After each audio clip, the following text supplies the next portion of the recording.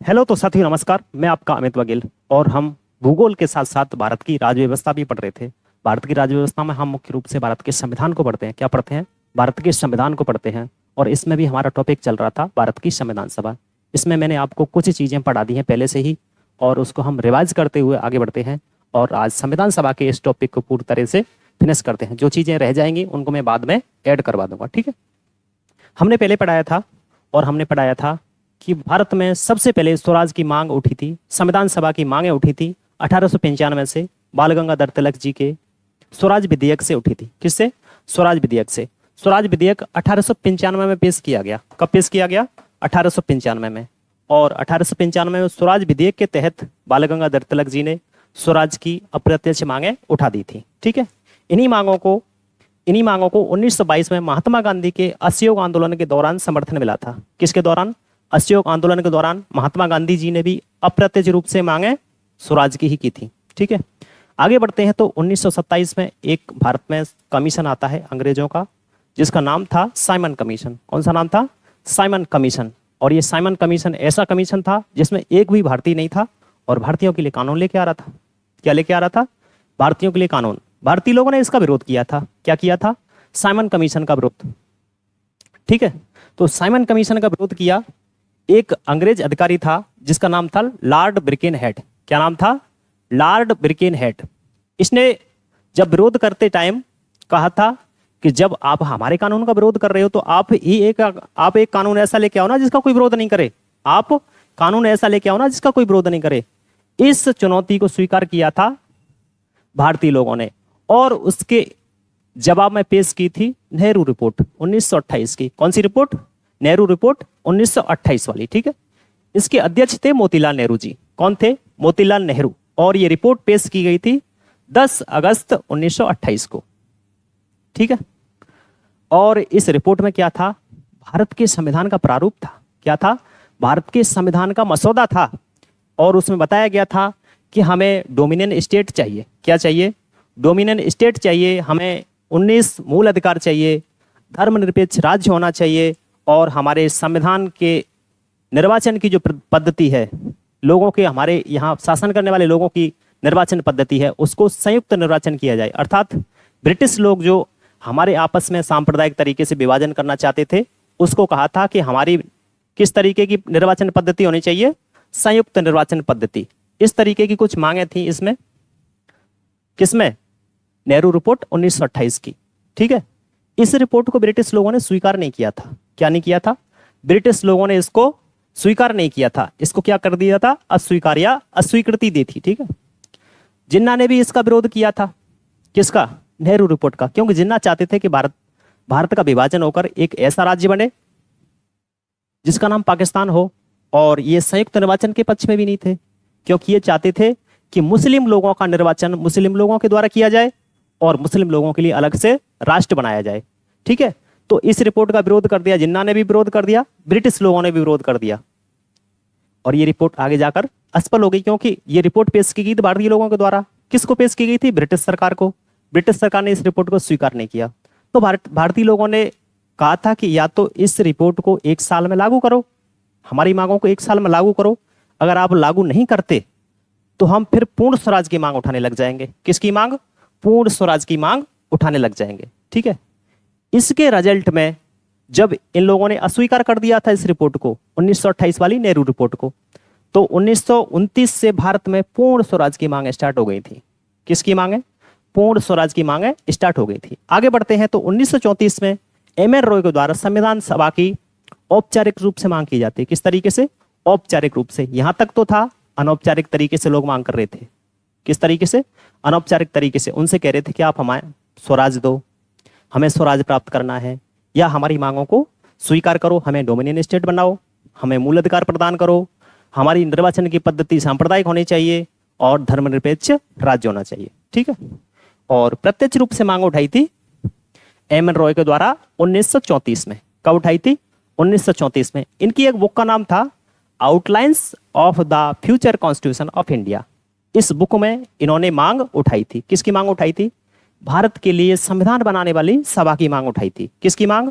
भारत के लिए संविधान बनाने वाली सभा की औपचारिक रूप से जो सबसे पहली बार मांग उठाई थी उनका नाम था एम.एन. रॉय, ठीक है। और कौन सी बुक में उठाई थी? Outlines of the future constitution of India, ठीक है। अब यही मांग जो थी आगे जाकर भारत के संविधान सभा का बेस बनी थी, अर्थात इसी मांग को आगे प्रोन्नति मिली थी, इसी मांग को आगे जाके लोगों ने पुरजोर तरीके से उठाया था। और इसी के आधार पर भारत में धीरे धीरे करके संविधान सभा की मांगे तेज हो गई थी, ठीक है। जिनमें कि 1938 में जाते हैं हम, तो जवाहरलाल नेहरू जी ने कांग्रेस के मंच से कहा था कि भारत के लिए संविधान बनाने वाली सभा सार्वभौमिक रूप से चुनी जाएगी। किस तरीके से? सार्वभौमिक वयस्क मताधिकार के आधार पर चुनी जाएगी, ठीक है। भारतीय जनता 1938 में उठाई थी जवाहरलाल नेहरू ने मांग, कहां से? कांग्रेस के मंच से। और क्या कहा था? यह कहा था कि भारतीय लोगों का संविधान सार्वभौमिक वयस्क मताधिकार के आधार पर चुनी गई संविधान सभा के द्वारा किया जाएगा। भारतीय संविधान का निर्माण संविधान सभा के द्वारा किया जाएगा और ऐसी संविधान सभा सार्वभौमिक वयस्क मतदान के द्वारा चुनी जाएगी, ठीक है। लेकिन ब्रिटिश लोगों ने इस मांग को स्वीकार नहीं किया था। सिर्फ मांगे हो रही हैं, अभी तो भारतीय लोग क्या कर रहे हैं? मांगे कर रहे हैं। सबसे पहले बाल गंगाधर तिलक जी ने की, फिर महात्मा गांधी आए, महात्मा गांधी के बाद नेहरू रिपोर्ट पेश हुई, उसके बाद एम.एन. रॉय जी ने कहा था कि संविधान सभा भारतीय लोगों द्वारा बनाई जाएगी। और इस मांग को पुरजोर तरीके से और कांग्रेस के मंच से उठाया था जवाहरलाल नेहरू ने 1938 में। लेकिन आगे चलते हैं तो 1939 में जाकर एक चीज स्टार्ट हो जाती है विश्व में, और उसका नाम था विश्व युद्ध। क्या नाम था? विश्व युद्ध स्टार्ट हो जाता है, ठीक है। ये कब स्टार्ट हो जाता है? द्वितीय विश्व युद्ध स्टार्ट हो जाता है। कौन सा विश्व युद्ध?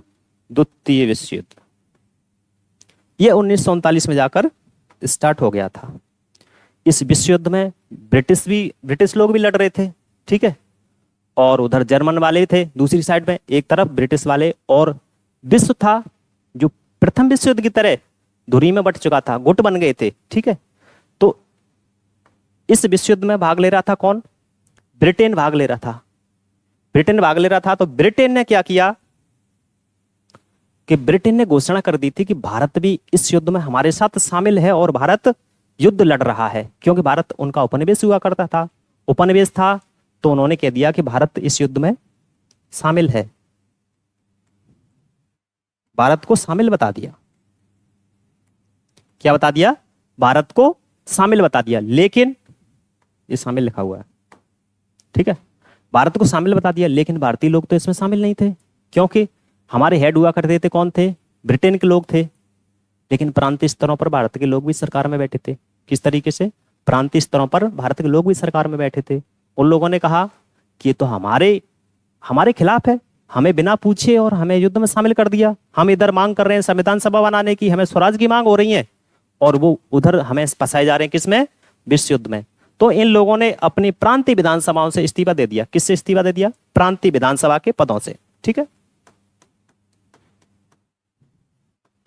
प्रांतीय विधानसभा के पदों से इस्तीफा दे दिया था। किसने इस्तीफा दिया? भारत के लोगों ने, ठीक है। इन्होंने क्या कर दिया? प्रांतीय विधानसभा के इस्तीफे दे दिए और किसका विरोध कर दिया? ब्रिटिश लोगों का विरोध करने लग गए थे। तब ब्रिटिश लोगों ने जाकर 1940 में एक प्रस्ताव पेश किया था जिसका नाम था अगस्त प्रस्ताव। कौन सा प्रस्ताव था? अगस्त प्रस्ताव पेश था। और अगस्त प्रस्ताव का सीधा सीधा उद्देश्य क्या था? अगस्त प्रस्ताव का सीधा सीधा उद्देश्य यह था कि भारतीय लोगों को किसी भी तरह से द्वितीय विश्व युद्ध में शामिल किया जाए और उनका समर्थन प्राप्त किया जाए। क्या किया जाए? भारतीय लोगों का द्वितीय विश्व युद्ध में समर्थन प्राप्त किया जाए। अर्थात अगस्त प्रस्ताव कब पेश हुआ था? 8 अगस्त 1940 को। इसके हेड कौन थे? लॉर्ड लॉनलिथगो। कौन थे? लॉर्ड लॉनलिथगो। और इनका उद्देश्य क्या था? भारत को द्वितीय विश्व युद्ध में शामिल करना। क्या उद्देश्य था? भारत को द्वितीय विश्व युद्ध में शामिल करना। और इसके कुछ प्रावधान थे। उन प्रावधानों में था, कुछ लुभावनी बातें कही गई थी, जैसे कि कार्यकारी परिषद का विस्तार किया जाएगा। क्या किया जाएगा? कार्यकारी परिषद। किसकी कार्यकारी परिषद? गवर्नर जनरल की कार्यकारी परिषद, ठीक है, कार्यकारी परिषद। और उस कार्यकारी परिषद में भारतीय लोगों का बहुमत होगा। किसका बहुमत होगा? उस कार्यकारी परिषद में भारतीय लोगों का बहुमत होगा। अर्थात उसका विस्तार किया जाएगा और उस परिसर के विस्तार में सबसे ज्यादा लोग होंगे जो भारत के रहने वाले होंगे, ठीक है। ये लुभावनी कुछ बातें हो रही हैं। किस में बातें हो रही हैं? ये अगस्त प्रस्ताव के कुछ लुभावनी चीजें हैं। एक तो यह है कि कार्यकारी परिषद का विस्तार किया जाएगा, वायसराय की कार्यकारी परिषद का विस्तार किया जाएगा और उसमें भारतीय लोगों को बहुमत होगा। लेकिन जो रक्षा है और विदेशी मामले हैं उनकी सभी शक्तियां किसके हाथों में होंगी? वायसराय के नियंत्रण में होंगी। अर्थात यहां तो कर दी बात किसकी? ये तो बात कर दी कि भारतीय लोगों को विस्तार किया जाएगा, लेकिन जो मेन पावर है, रक्षा है, विदेशी मामले हैं और संधियों के मामले हैं, उसमें नियंत्रण किसका होगा? वायसराय का। यहां पर हमारी पावर्स क्या कर दिए? कम कर दिए। अर्थात लोक लुभावनी बातें किए जा रहे हैं। और भारत के लोगों ने तो पहले ही कह दिया था कि हमें क्या चाहिए? पूर्ण स्वराज चाहिए। और यहां पर क्या हो रहा है? पूर्ण स्वराज नहीं मिल रहा। ठीक है, इसके साथ साथ इन्होंने एक बात और, इनके साथ में एक बात और चल रही थी। अल्पसंख्यक लोगों को ये भड़का रहे थे। क्या कर रहे थे? भड़का रहे थे और उनको कुछ न कुछ ऐसी चीज डाल देते थे हर प्रस्ताव में जिससे कि अल्पसंख्यक लोग भारत के खिलाफ होते जाए। कहां के खिलाफ होते जाए? भारत के विभाजन की दिशा में काम कर रहे थे अंग्रेज लोग। ठीक है, तो इन्होंने कहा था कि भारत में एक संविधान सभा बनेगी और उस संविधान सभा में अल्पसंख्यक लोगों की सहमति से कुछ काम होगा। क्या होगा? अल्पसंख्यक लोग जिस तरीके से सहमत होंगे तो संविधान काम करे बनेगा, और अल्पसंख्यक लोग सहमत नहीं होंगे तो संविधान नहीं बनेगा। अब आप ही बताओ कि जब जिन्ना मांग कर रहा है किसकी? पाकिस्तान की, तो क्या वो भारत के संविधान बनाने के पक्ष में होगा? नहीं होगा। तो इस तरीके से इस अगस्त प्रस्ताव को कांग्रेस के लोगों ने तो विरोध किया था। किसके आधार पर इन्होंने विरोध किया था? एक तो पूर्ण स्वराज की बात नहीं हो रही थी। किसकी बात नहीं हो रही थी? पूर्ण स्वराज। इसमें प्रावधान था क्या पूर्ण स्वराज का? नहीं था। तो भारतीय लोगों ने क्या कर दिया? इसका विरोध। इसी तरीके से अल्पसंख्यक लोग क्यों विरोध करेंगे? क्योंकि इसमें पाकिस्तान का कोई जिक्र नहीं है। क्या नहीं है? पाकिस्तान का कोई जिक्र नहीं है। सिर्फ ये कह दिया कि अल्पसंख्यक लोगों का वीटो होगा। यदि वो चाहेंगे तो भारत में संविधान का निर्माण होगा, यदि नहीं चाहेंगे तो भारत में संविधान का निर्माण टाल दिया जाएगा। इस तरीके की बात किस में थी? अगस्त प्रस्ताव में थी। ठीक है, देखो इसको। अच्छा, एक बात है, इसमें अंग्रेज लोगों ने स्वीकार तो कर लिया था कि भारत में संविधान सभा बनेगी और वो संविधान का निर्माण करेगी। अर्थात पहली बार स्वीकार कर लिया कि संविधान सभा बनेगी। ठीक है, अब इस संविधान निर्माण का अधिकार हो गया। दूसरी बात, इन्होंने एक बात और स्वीकार की कि भारत को एक डोमिनियन स्टेट बना दिया जाएगा। क्या बना दिया जाएगा? Dominion state. लेकिन एक बात बताओ कि डोमिनियन स्टेट की बात हम कब कर रहे थे? हम बात डोमिनियन स्टेट की बात कर रहे थे नेहरू रिपोर्ट में 1928 में, और 1929 में जाके हमने किसकी बात करने लग गए थे? हम 1929 में बात करने लग गए थे पूर्ण स्वराज की बात। किसकी बात? पूर्ण स्वराज चाहिए। और यहां पर क्या कर रहे हैं? ये डोमिनियन स्टेट बना रहे हैं। डोमिनियन स्टेट क्या होता है? कि ब्रिटिश लोगों के अंडर में रह के हमें काम करना है। कोई भी काम करना है ब्रिटिश लोगों से पूछ के करना है। हमारा हेड कहां पे बैठा होगा? ब्रिटेन में बैठा होगा। लेकिन हमें ये बात स्वीकार नहीं थी। हम किसकी बात कर रहे थे? हमें मंजूर था पूर्ण स्वराज। क्या मंजूर था? पूर्ण स्वराज की बात कर रहे थे। ठीक है, तो डोमिनियन स्टेट को हम चाहेंगे क्या? नहीं चाहेंगे। ठीक है, अब इसको दोनों तरफ से अस्वीकार किया गया। किस तरीके से? दोनों तरीके से अस्वीकार किया गया था।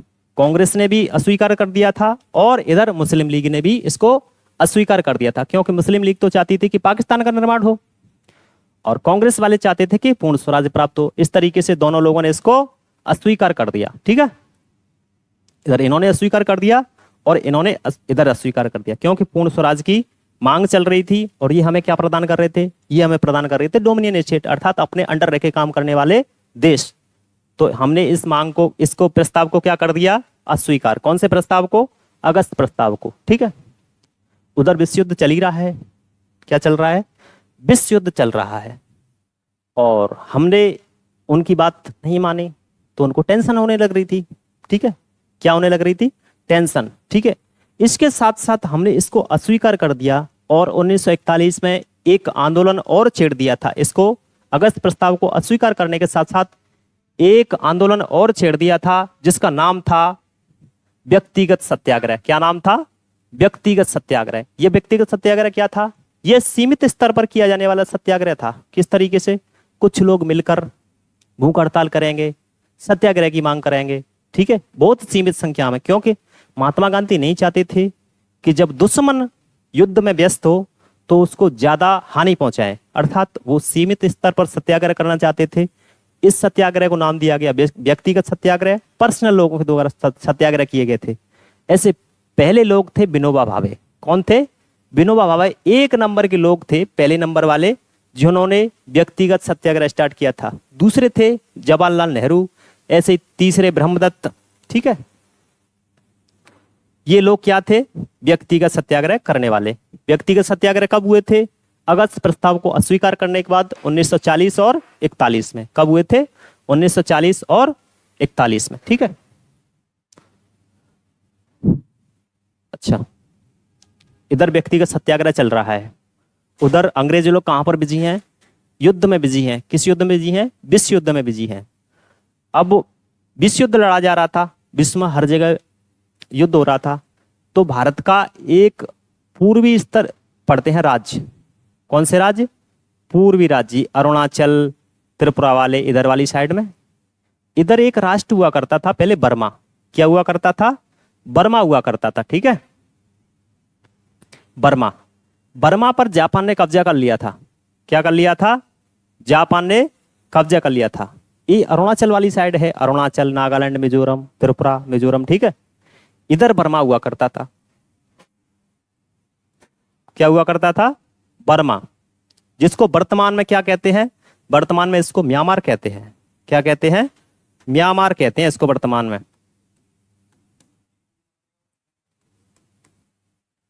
ठीक है, इस पर कब्जा हो गया था जापान का। किसका कब्जा? जापान का कब्जा। और जापान था ब्रिटिश लोगों के विरोध में। किसके विरोध में था? ब्रिटिश लोगों के विरोध में था जापान। इधर जापान का कब्जा हो गया,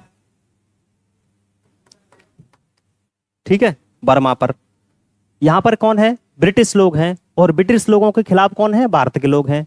तो अमेरिका और चाइना ने ब्रिटिश लोगों पर दबाव डाला था। और क्या दबाव डाला था?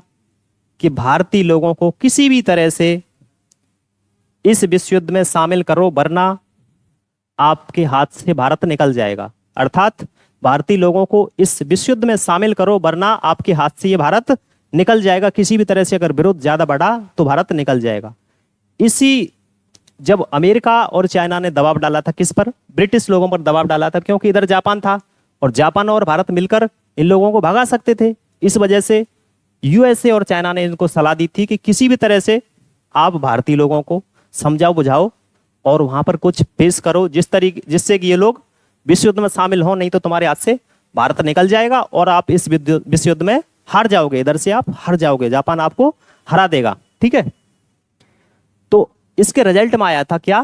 Cripps mission. कौन सा मिशन? Cripps mission. ठीक है, और इस क्रिप्स मिशन में कुछ प्रस्ताव दिए गए थे, जैसे कि युद्ध के बाद भारत को डोमिनियन स्टेट बना दिया जाएगा। क्या बना दिया जाएगा? डोमिनियन स्टेट, जो कि बात पहले भी हो रही थी। किसमें भेजा गया था ये प्रस्ताव?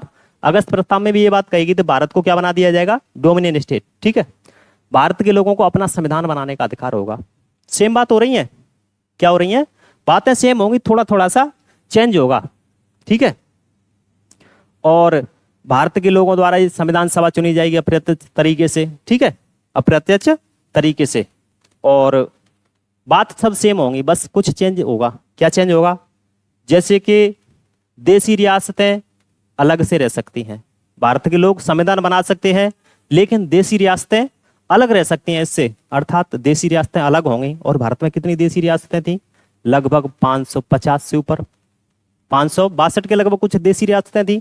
तो देसी रियासतें चाहें तो इससे अलग रह सकती हैं। ये बात कुछ उसमें और ऐड कर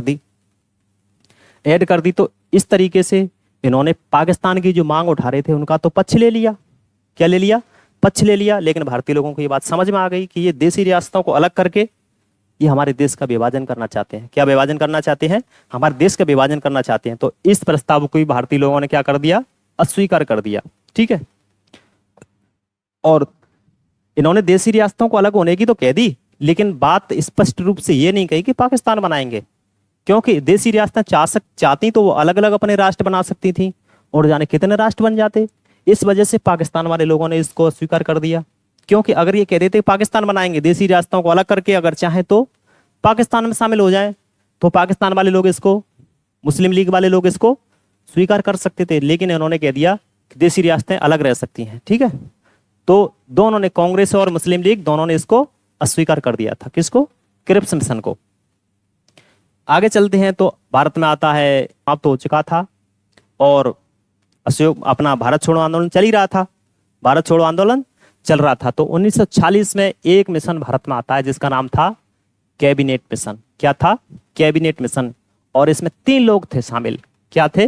3 लोग शामिल थे, पैथिक लॉरेंस, और वही क्रिप्स जो 1942 में आया था, और एक नाम था एबी अलेक्जेंडर। कौन थे 3? पैथिक लॉरेंस, स्टेफोर्ड क्रिप्स और एबी अलेक्जेंडर। इसी कैबिनेट मिशन के आधार पर भारत में संविधान सभा का निर्माण हुआ था, और उस संविधान सभा ने भारत के संविधान को बनाया था। क्या किया था? भारत के संविधान को बनाया था। इस कैबिनेट मिशन में कहा गया था कि भारत में एक संविधान सभा होगी और उसका चुनाव एकल संक्रमणीय मत पद्धति से होगा। किस तरीके से? एकल संक्रमणीय मत पद्धति से। ठीक है।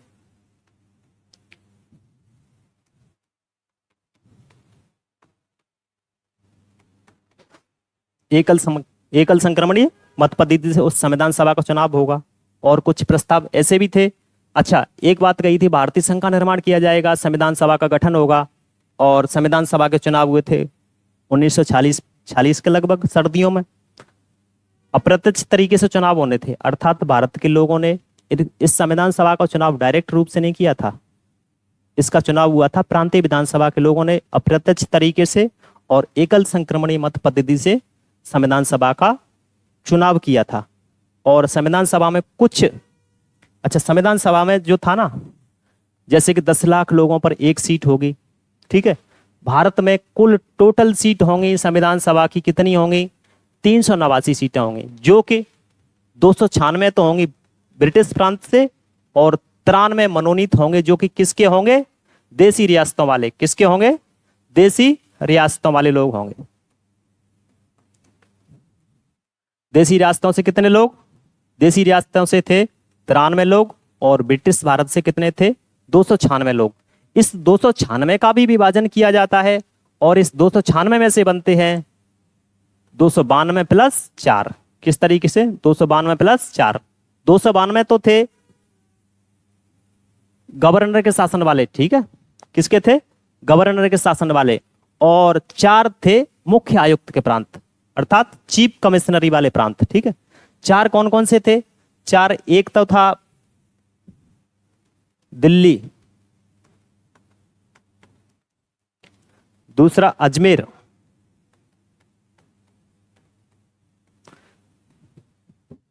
तीसरा था कुर्ग,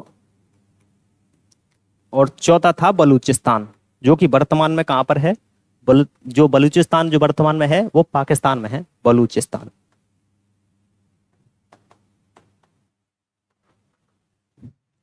इस कैबिनेट मिशन में मुस्लिम लीग वाले लोग भी थे, और कैबिनेट मिशन में नहीं, इसके द्वारा चुने गई संविधान सभा में मुस्लिम लोग भी थे और कांग्रेस के लोग भी थे। टोटल सीटें कितनी थी? 389 सीटें थी।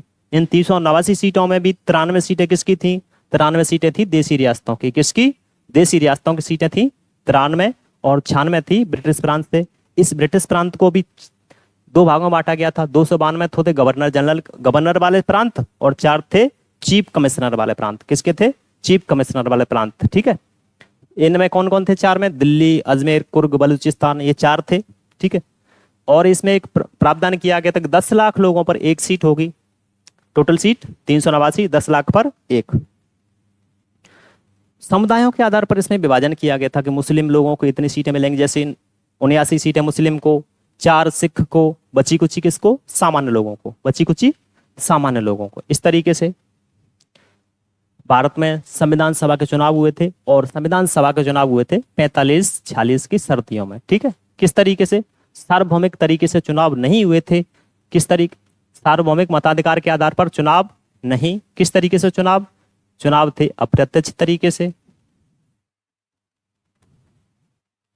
और अप्रत्यक्ष तरीके भी किसने चुनाव की थी? अप्रत्यक्ष तरीके से प्रांतीय विधानसभा के लोगों ने। किसने? प्रांतीय विधानसभा के लोगों ने। प्रांतीय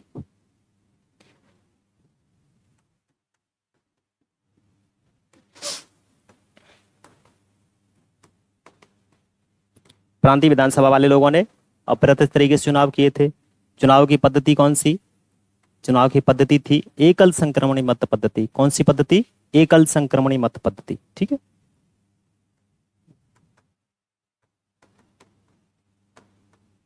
एकल संक्रमणी में होता है कि जिसको आप चाहते हो सबसे पहले उसको रखो, उसके बाद दूसरे नंबर पर चाहते हो उसको दूसरे नंबर पर रखो। इस तरीके से सबको बराबर वोट दिए जाते हैं। किस तरीके से? बराबर वोट दिए जाते हैं। एकल संक्रमण मतलब पहला नंबर किसको चाहते हो, दूसरा नंबर किसको चाहते हो, तीसरा नंबर किसको चाहते हो, इस तरीके से एकल संक्रमणीय। ठीक है। इसके पश्चात संविधान सभा के लोग चुने गए थे। अब चुनाव हो गए थे तो चुनाव में रिजल्ट क्या हुआ? चुनाव में रिजल्ट हुआ था कांग्रेस को 208 सीटें मिली थी। कितनी सीटें? 208 सीटें। और 73 सीटें किसको मिली थी? 73 सीटें मिली थी मुस्लिम लीग को। किसको? मुस्लिम लीग को। किस में से? 296 में से। 296 में से 208 किसको? कांग्रेस को। और 73 सीटें मुस्लिम लीग को। ठीक है। और 93 सीटें तो वही थी, किसकी सीटें थी? 93 देसी रियासतों वाली सीटें थी। लेकिन जो था, जैसे ही संविधान सभा के चुनाव हुए थे, मुस्लिम लीग वाले लोगों ने कह दिया कि हम इस संविधान सभा में शामिल होना नहीं चाहते, हम अलग से संविधान बनाएंगे। क्या करेंगे? अलग से संविधान बनाएंगे और अपने पाकिस्तान के लिए अलग से संविधान बनाएंगे। अर्थात इससे संविधान सभा की बैठकों से वो भाग लेना बंद कर दिए थे। इसके बाद जब विभाजन हुआ था देश का, तो संविधान सभा की सीटें टोटल बची थी 299 सीटें। कितनी सीटें? 299 सीटें। ठीक है। ये तो रिजल्ट वाली बातें ही हैं। भारत के विभाजन के बाद संविधान सभा की टोटल सीटें कितनी बची थी? 299। और पहले कितनी थी? 389 हुआ करती थी। उसके बाद कितनी बची? 299 सीटें बची थी। अच्छा, रिजल्ट की बात में कांग्रेस को ज्यादा सीटें मिली थी। कितनी सीटें मिली थी कांग्रेस को? क्योंकि कांग्रेस से ही आंदोलन में सर्वसर्वत थी। या तो कांग्रेस और मुस्लिम लोग चुन रहे थे किसको? मुस्लिम लीग को। तो कांग्रेस को प्रभावशाली मत मिले थे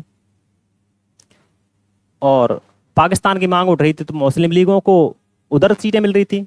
उसके बाद मुस्लिम लीग वाले लोग तो पाकिस्तान में चले गए। बचे कुछ कौन लोग थे? कांग्रेस वाले ही तो बचे।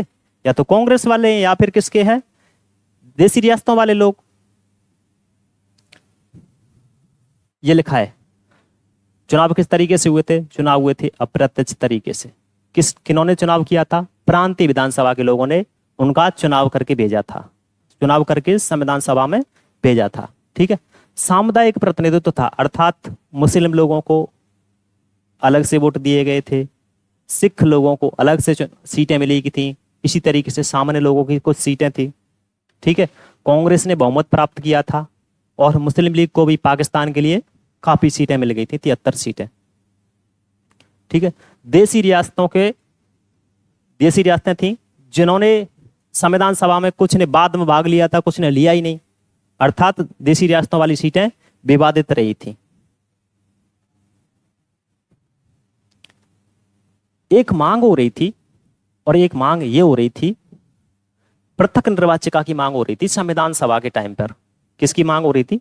पृथक निर्वाचिका की मांग हो रही थी। संविधान जब बन रहा था तब पृथक निर्वाचिका की मांग चल रही थी। पृथक निर्वाचिका ये होती है जैसे कि एक जाति के लोगों को उसी जाति के द्वारा चुना जाएगा, एक धर्म के लोगों को उसी धर्म के द्वारा चुना जाएगा। इस तरीके से मांग हो रही थी। तो उसमें जवाहरलाल जो थे, सरदार वल्लभ भाई पटेल थे, उन्होंने कहा था कि पृथक निर्वाचिका की मांग हम स्वीकार नहीं कर सकते। और पृथक निर्वाचिका की मांग हम इसलिए स्वीकार नहीं कर सकते कि क्योंकि विश्व के किसी भी देश में पृथक निर्वाचिका नहीं है।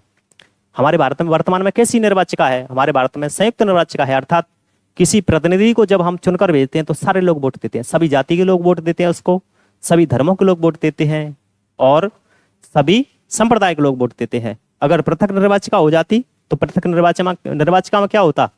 एक धर्म के लोगों को एक धर्म के लोगों द्वारा वोट दिया जाएगा। इसी तरीके से कोई जाति वाले कहेंगे कि हम साहब हमें अलग से अपना प्रतिनिधि चाहिए और हम उसको चुनकर भेजेंगे। ऐसी व्यवस्था हमारे लोगों ने स्वीकार नहीं की थी क्योंकि इसमें विवाद बहुत ज्यादा थे। ठीक है। तो इसको क्या कर दिया? अस्वीकार कर दिया और एक वक्तव्य दिया था कि अंग्रेज तो चले गए लेकिन शरारत के बीज बो गए। क्या दे दिया? कि अंग्रेज तो भारत से चले गए लेकिन शरारत के बीज बो गए। ठीक है। आगे बढ़ते हैं। संविधान सभा के चुनाव हो गए और हमारे पास सीटें भी हैं। कितनी सीटें हैं? 299 सीटें हैं। ठीक है। 299 सीटें हैं जिसमें कि मुस्लिम लीग तो अलग होकर चली गई, उसने पाकिस्तान में शामिल हो गए और देसी रियासतों के लोग अभी शामिल होना मतलब आ नहीं रहे हैं, फिर भी उनकी सीटें शामिल हैं। और हमारे पास कितनी सीटें हैं? टोटल 299 सीटें चल रही हैं। कितनी सीटें चल रही हैं? 299 सीटें हैं। इसमें संविधान सभा के सत्र स्टार्ट हो गए थे और पहला सत्र स्टार्ट हुआ था 9 दिसंबर से 1940 में। कब स्टार्ट हुआ था? 9 दिसंबर को पहली बैठक हुई थी और इस पहली बैठक के अस्थायी अध्यक्ष चुने गए थे सचिदानंद सिन्हा। कौन चुने गए थे? सचिदानंद सिन्हा। ठीक है, ये वरिष्ठतम लोग थे जिनको संविधान सभा का अस्थायी अध्यक्ष चुना गया था। कितनी तारीख को? 9 दिसंबर वाले दिन, पहली बैठक वाले दिन संविधान सभा का अस्थायी अध्यक्ष चुना गया था। और इस बैठक को शामिल होने वाले लोग थे 208। इस बैठक में पहले दिन शामिल होने वाले लोग कितने थे? 208 लोग थे। जिस संविधान, ये सवाल पूछ लिया जाता है कि प्रथम बैठक में शामिल होने वाले लोग कितने थे, प्रथम सत्र में शामिल होने वाले लोग कितने थे, तो ये प्रथम सत्र वाले हैं। क्या है? ये प्रथम सत्र में टोटल कितने थे? 211। और प्रथम बैठक में कितने थे? 208। ठीक है, इसमें सभी सदस्यों ने भाग लिया था। जो संविधान किसके थे? कांग्रेस वाले लोग थे, उन सभी ने भाग लिया था। ठीक है, प्रारंभिक सत्र चल रहा था और ये बैठक होती है 2 दिन बाद, 11 दिसंबर 1940 को। ये बैठक होती है द्वितीय। ठीक है, इस द्वितीय बैठक में, किसमें? द्वितीय बैठक में चुने जाते हैं स्थायी अध्यक्ष, और स्थायी अध्यक्ष चुने जाते हैं डॉक्टर राजेंद्र प्रसाद। कौन चुने जाते हैं? डॉक्टर राजेंद्र प्रसाद को स्थायी अध्यक्ष चुना जाता है और इसके उपाध्यक्ष चुने जाते हैं एच.सी. मुखर्जी। ठीक है, कौन चुने जाते हैं? एच.सी. मुखर्जी। दूसरे उपाध्यक्ष जो होते हैं वो थे वी.टी. कृष्णाचारी। ठीक है, ये उपाध्यक्ष 2 तरीके के हैं। एक तो संविधान सभा के उपाध्यक्ष हैं और संविधान सभा के साथ साथ एक काम करने वाली संस्था और है जिसका नाम है अंतरिम संसद, जिसके उपाध्यक्ष कौन थे? वी.टी. कृष्णाचारी। ठीक है, संविधान सभा के सलाहकार चुने जाते हैं जिनका नाम था बी.एन. राव। कौन थे? बी.एन. राव। ये किए गए थे संविधान सभा के सलाहकार, नियुक्त किए गए थे। ठीक है, और संविधान सभा का प्रथम प्रारूप इन्होंने ही पेश किया था। किसने? बी.एन. राव ने। ठीक है, ये बैठक होती है दूसरी बैठक में क्या क्या काम होते हैं? मोस्ट दूसरी बैठक में स्थायी अध्यक्ष चुने जाते हैं जिनका नाम था राजेंद्र प्रसाद, जो आगे चलकर भारत के राष्ट्रपति भी बनते हैं। ठीक है, और उपाध्यक्ष चुने जाते हैं एच.सी. मुखर्जी। ठीक है, अगली बैठक होती है 13 दिसंबर को और इस दिन एक विशेष काम होता है जिसका नाम था उद्देश्य प्रस्ताव। क्या था?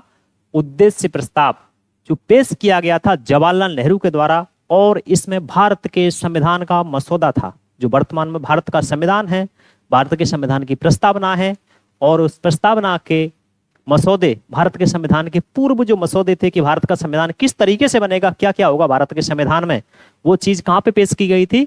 उद्देश्य संकल्प में। किसमें?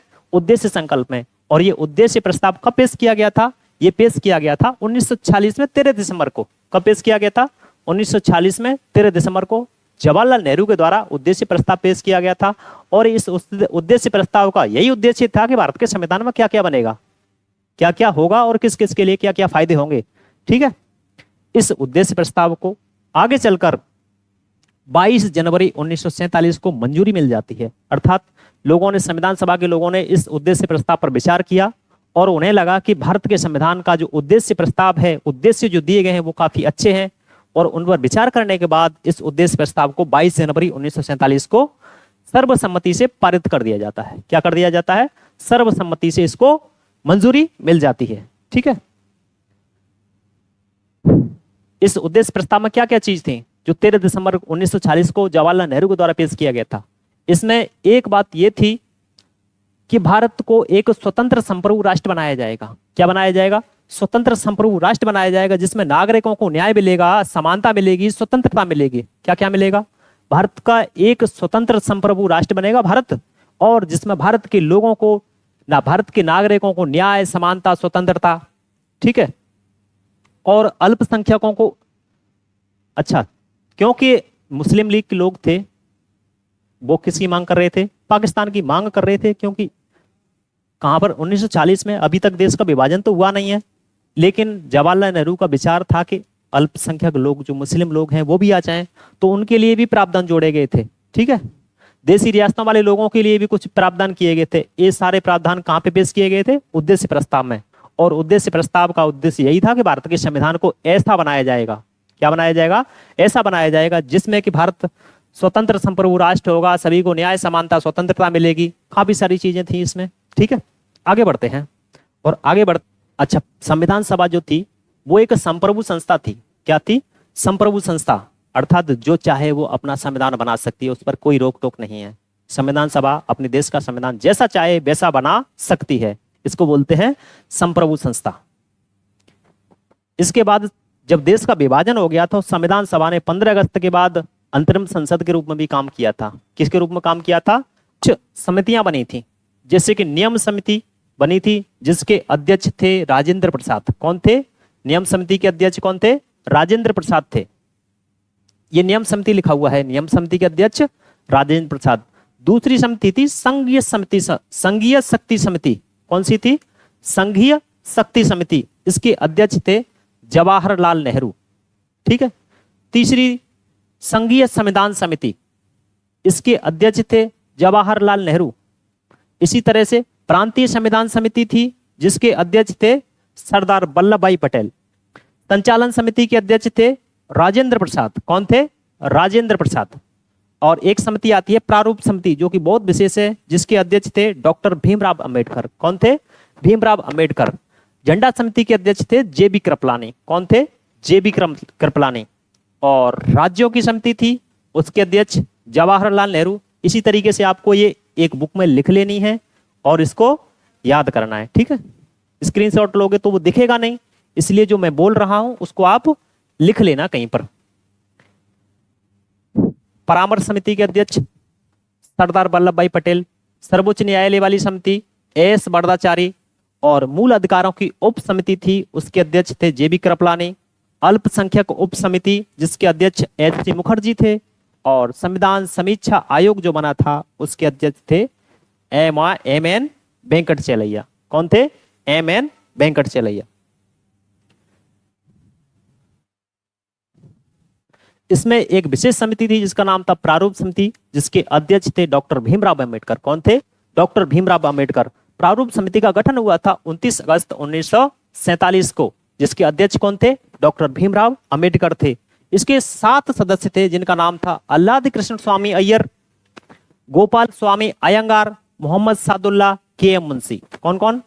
अल्लादी कृष्ण स्वामी अय्यर, एन गोपाल स्वामी अयंगार, मोहम्मद सादुल्ला और के.एम. मुंशी। ठीक है। और पहले बी.एल. मित्र हुआ करते थे। कौन हुआ करते थे? बी.एल. मित्र। इनकी जगह ली थी एन माधवराव ने। किसने ली थी? एन माधवराव आए थे। इसी तरीके से डी.पी. खेतान की जगह आए थे टी.टी. कृष्णामाचारी। कौन आए थे? टी.टी. कृष्णामाचारी। और 7वें सदस्य जो थे वो अध्यक्ष थे जिनका नाम था भीमराव अंबेडकर। कौन थे? बी.आर. अंबेडकर जी। ठीक है।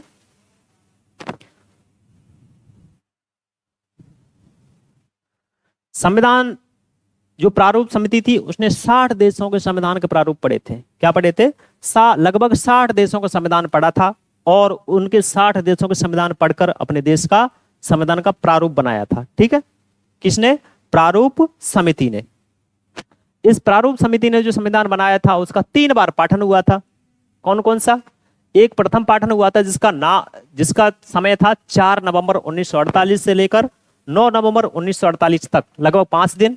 उसी तरीके से दूसरा जो वाचन हुआ था वो था 15 नवंबर 1948 से 17 अक्टूबर 1949 तक, लगभग 11 महीने तक इसका वाचन हुआ। और तीसरा वाचन जो था पठन वो था 14 नवंबर 1949 से 26 नवंबर 1949 तक। अर्थात संविधान के कितने पठन? 3 पठन हुए थे। प्रथम पठन 4 से 9 नवंबर, दूसरा पठन 15 नवंबर से 17 अक्टूबर 1949 और तृतीय पठन जो था 14 नवंबर 1949 से 26 नवंबर 1949 तक। ठीक है। 26 नवंबर 1949 को भारत के संविधान को अंगीकृत कर लिया गया था। क्या कर लिया गया था? भारत के संविधान को अंगीकृत, अधिनियमित और आत्मार्पित कर लिया गया था भारत के लोगों द्वारा। संविधान सभा ने कुछ विशेष काम और किए थे। संविधान सभा ने कुछ विशेष काम किए थे जिनमें था कि संविधान सभा ने अपना ध्वज अपनाया था, जो कि 22 जुलाई 1947 को अपनाया था। कब अपनाया था? 22 जुलाई 1947 को, अर्थात विभाजन से पूर्व। कब अपनाया था? विभाजन से पूर्व। अपना जो ध्वज है वो तिरंगा ही अपनाया था। इसी तरीके से संविधान सभा ने 24 जनवरी 1950 को राष्ट्रगान अपनाया था। क्या अपनाया था?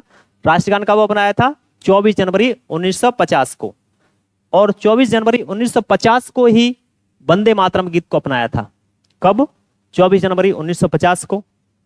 24 जनवरी 1950 को संविधान सभा पर सभी लोगों ने आखिरी हस्ताक्षर किए थे। सभी लोगों ने 284 लोगों ने संविधान सभा पर हस्ताक्षर किए थे, जिसमें 15 महिलाएं थीं। और 24 जनवरी 1950 को ही भारत के प्रथम राष्ट्रपति बने थे। कौन? डॉक्टर राजेंद्र प्रसाद जी। कौन? डॉक्टर राजेंद्र प्रसाद जी भारत 1950 को। ठीक है। और वही कि 284 लोगों ने संविधान पर हस्ताक्षर किए थे। और संविधान सभा की आखिरी बैठक ही कब हुई थी? संविधान सभा की आखिरी बैठक भी 24 जनवरी 1950 को हुई थी। ठीक है। संविधान सभा के बारे में कुछ और चीज पढ़ते हैं, जैसे कि संविधान सभा का प्रतीक था, यानी कि संविधान सभा की मोहर थी, जो थी हाथी की। कैसी थी? हाथी हुआ करती थी संविधान सभा की मोहर। ठीक है। यही संविधान सभा का प्रतीक माना जाता है, हाथी। इसी तरह से संविधान सभा के सलाहकार कौन थे? बी.एन. राव। जो मैंने पहले भी बताया है कि संवैधानिक सलाहकार कौन थे? बी.एन. राव। ठीक है। इन्होंने प्रथम प्रारूप पेश किया था, लेकिन जो प्रारूप माना गया था वो किसका माना गया? डॉक्टर भीमराव अंबेडकर जी का। ठीक है। संविधान सभा के सचिव हुआ करते थे एच.वी. अयंगार। कौन हुआ करते थे? एच.वी. अयंगार। संविधान को लिखा था, तो संविधान को लिखा था प्रेम बिहारी नारायण रायजादा ने। किसने लिखा था? प्रेम बिहारी नारायण रायजादा ने। और इन्होंने संविधान लिखते समय एक विशेष काम किया था। इन्होंने संविधान के प्रत्येक पृष्ठ पर अपना नाम प्रेम और लिखा है। क्या लिखा है? संविधान के प्रत्येक पृष्ठ पर इन्होंने अपना नाम प्रेम भी शामिल किया है। संविधान के प्रारूपकार जो थे, अर्थात संविधान को सजाने वाले, वो कौन थे? संविधान को सजाने वाले तो थे नंदलाल बोस और राम मनोहर सिन्हा और इनकी टीम। और संविधान के प्रारूपकार थे, जो मुख्य प्रारूपकार, वो थे एस.एन. मुखर्जी। ठीक है।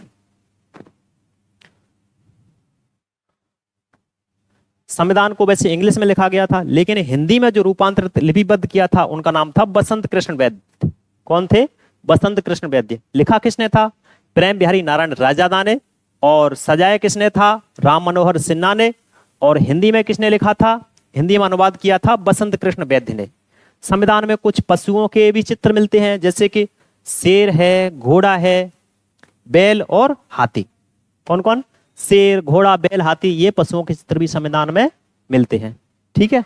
तो यहां पर हमारी संविधान सभा होती है कंप्लीट। इसमें कुछ और चीजें रह रही हैं, जैसे कि संविधान सभा में कितनी महिलाएं थीं। संविधान सभा में टोटल 15 महिलाएं थीं। और जैसे कि अपना राष्ट्र ध्वज वाली चीज है, उसको भी हमें पढ़ाना है, राष्ट्र ध्वज वंदे मातरम पर, क्योंकि इसमें से भी काफी चीजें पूछ ली जाती हैं, महिलाओं से भी काफी सवाल पूछ लिए जाते हैं। तो इसमें एक वीडियो और मैं ऐड कर दूंगा, जो कि बाद की बात है। अभी तक आपकी संविधान सभा यहाँ कंप्लीट होती है। ठीक है। तो धन्यवाद। जय हिंद।